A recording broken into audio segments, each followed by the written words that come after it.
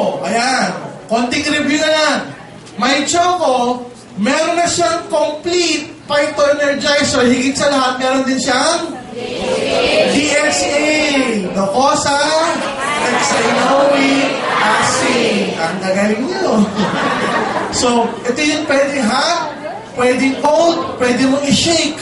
Yung iba nilalagay ng yellow, sinishake, biniblender, nilalagay dito, tapos sinaserve.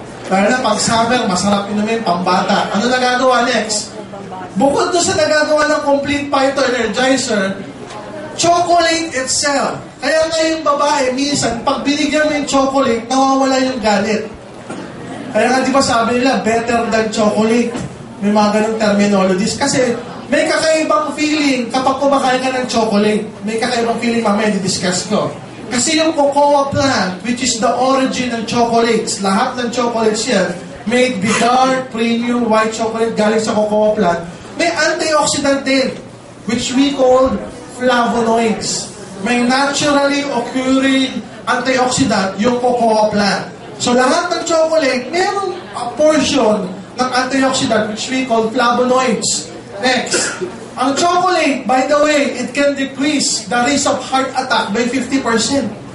Sipin nyo, chocolate pa lang yan, cocoa pa lang yan, 50%, it lowers the blood pressure. What else? It prevents the oxidation ng bad cholesterol ng LDL. Ayan, it prevents platelet clumping. Ano ba? Anti-inflammatory effect din, parang DHA. What else? Improve arterial blood flow. Pakita mo na. Enhances action of neurotransmitter like serotonin. Ayan. Help regulate mood and sleep.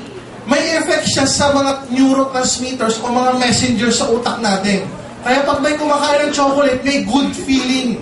Parang kang inaantok na masarap matulog, parang gumaganda yung pakiramdam mo. The good thing with our product, na My Choco, meron pa siyang DHA na nag-synergize with that action. Meron pang complete that's synergize with this action. So, pwedeng pang bata para tumalini yung mga anak natin, bigyan na may Choco, sabayan nyo ng Colidus, maya-maya, ito yung painom nyo. Okay, what else?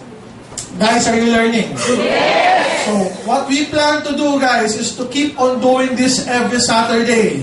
Para sa ganun matuto yung buong network nyo. Number one, tumaas yung belief level natin sa products. So, we ourselves can take our product. Yung buong pamilya natin, ito yung iinumin. At ito rin yung i-aalok natin sa mga kaibigan ng pamilya natin. Are you learning, guys?